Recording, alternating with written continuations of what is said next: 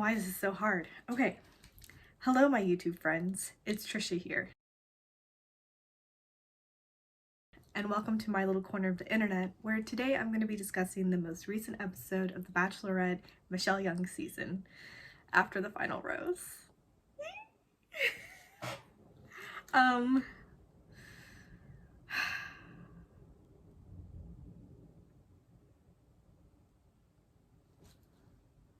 I'm always struggling to sort of say in a few words what I feel about the episode. I think for almost every episode that happens, generally I feel that it was a good After the Final Rose, but I had things about it that I didn't like. For one, I feel that Brandon was sort of cut off. I'll get to that. For two, I didn't care for the Christmassy gimmicks. I don't think they've ever really done that before, and I get that it was so, I mean, it's Christmas Eve today, so I understand why, but they really sort of went into it, and they had these setups from like movies that you think about when you think Christmas.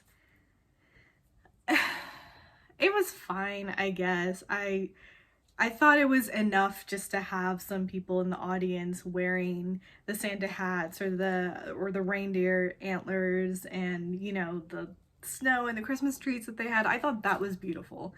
And in my opinion, that would have been enough.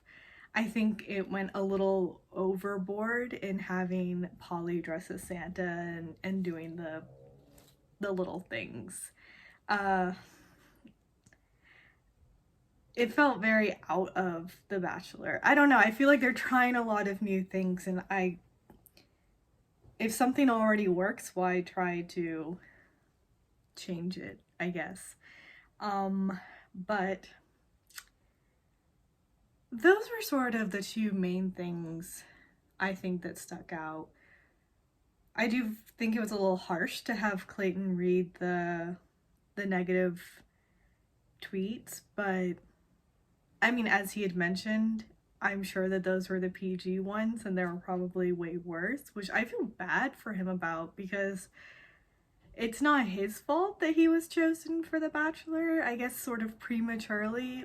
Would any of us really turn down an opportunity like that if it were presented to us? And, you know, also not his fault for not having a lot of screen time or airtime.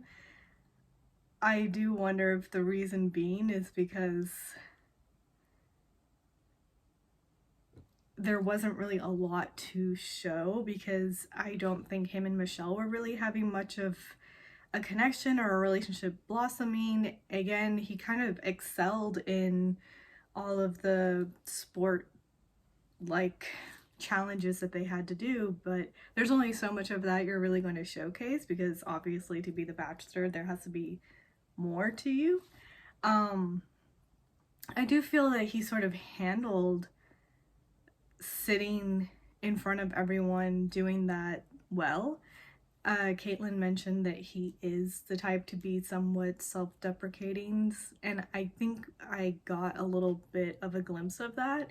You know, he came in and after the applause died down, he was like, is everyone boozed up? Like, you know, to convince them to give him a warm welcome, I guess is what he was getting at. So I think obviously he's a human being. He's got a personality to him. It's just we have not seen a lot of it in Michelle's season. And for that reason, I am looking forward to his season a little bit, I must admit, because I want to see more of that personality. I think I will just sort of walk through the notes I was taking as I was watching, as I do. Brandon first. I liked what he had to say before Michelle came out. I think he is very well spoken. He definitely wanted to get across that it's because he has such a great support system that he's doing okay. I think that that's really lovely to say and to get across. And of course Caitlyn has to do her job as host and sort of dig in and ask the tough questions of like, well, how are you feeling today? Do you still love her? I love that he said that, you know, he will always love her, but it doesn't feel respectful to love her in that sort of way anymore, but he does love her and he cares about her. I think that's very respectful of him, just considerate, and he's such a gentleman. Like, she's in a committed relationship with Nate. It wouldn't be proper for him to kind of pine after her, I suppose. And yeah, I respect him for that. And when Michelle came out, I mean, they were kind of matching. The three of them, because Nate also, they just had this color scheme going on and it was fantastic. But when Michelle came out and they were talking, you know, he asked for her to speak first so that he could then respond to what she was saying, which I sort of understand, because what are you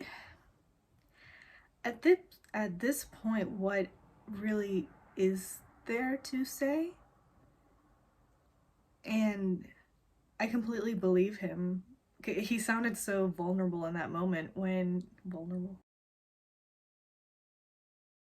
anyway, when he told her that, you know, I don't really know what to say. I kind of just want to listen to you and then I'll say something. And I think he had touched on feeling overlooked, to sort of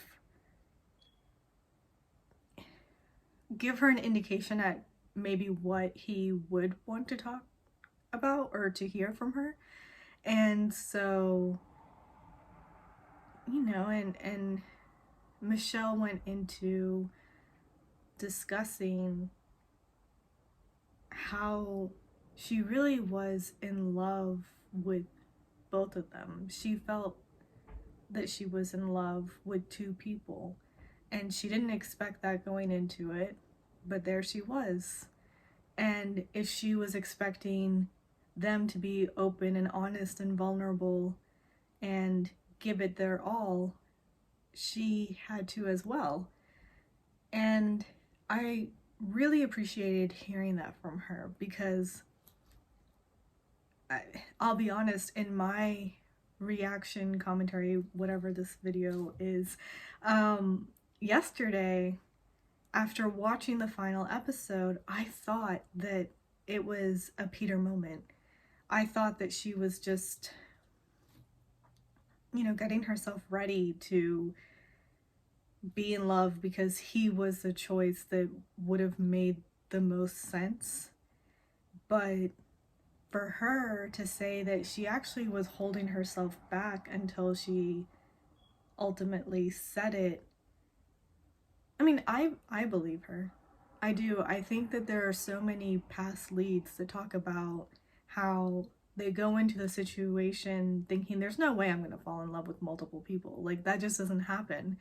But I think it could be very easy to fall in love with two people, or maybe even more. Not saying that, I don't know. It's really, that concept is a little strange and difficult to wrap the head around. I myself am more of a monogamous type.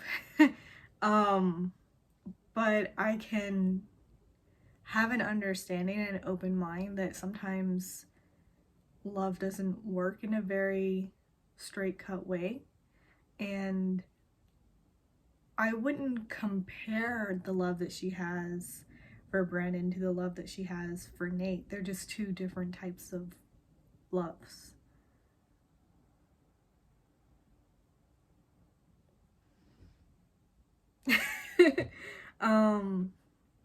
But I do feel that, you know, after he listened to her, he voiced out something that I feel a lot of us were wondering and thinking, because we're obviously watching an edited show, and from what we're being seen,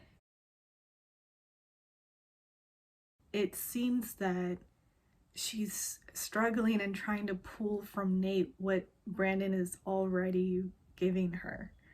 And this question of why, which then he kind of just goes on to say essentially that he understands that the heart sometimes just wants what it wants, and there's no rhyme or reason, and there's nothing you can say, because that's just where the heart is leaning towards. And it was leaning towards Nate.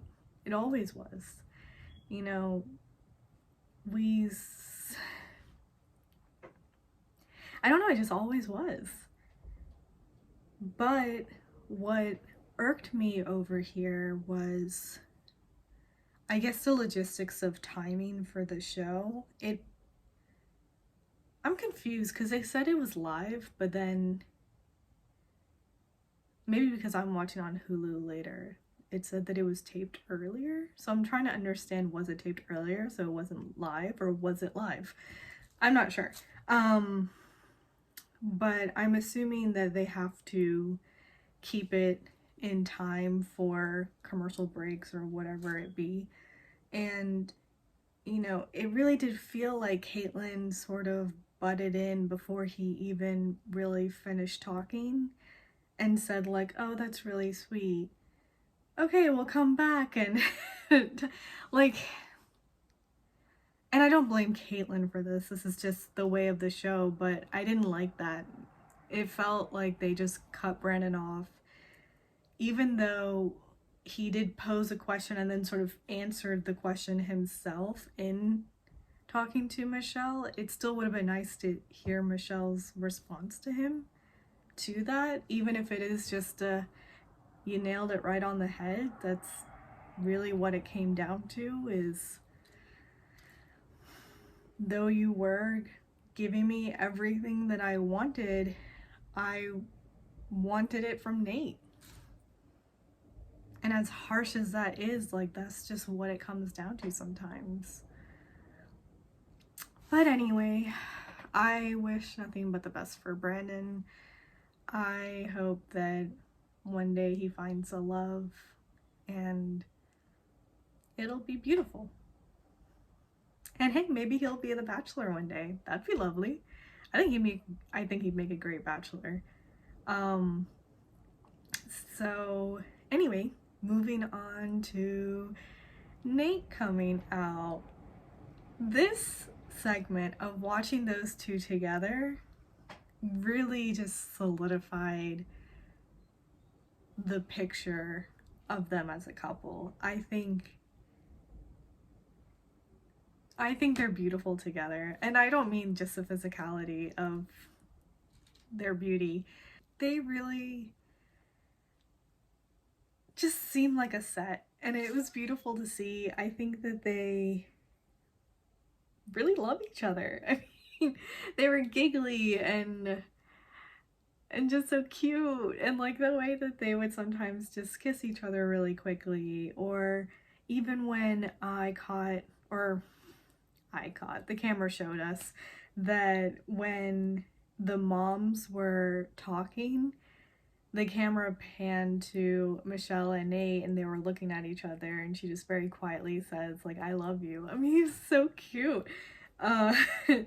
So anyway, I believe in them. I actually loved his analogy about the listening to a song and you sort of go through a few listens realizing that, yeah, it's your favorite song, and he just sort of quickly came to that during his first one-on-one with her. You know, that's really sweet.